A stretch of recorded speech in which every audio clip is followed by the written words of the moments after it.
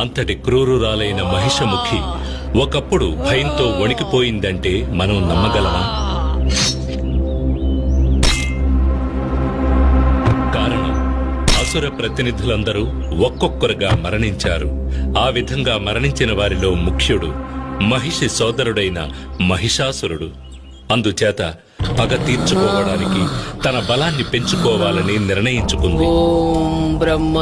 తన సోదరుని పరిస్థితి తనకు రాకుండా ఉండడం కోసం బ్రహ్మదేవుని ప్రార్థించి కఠిన తపస్సు చేసింది.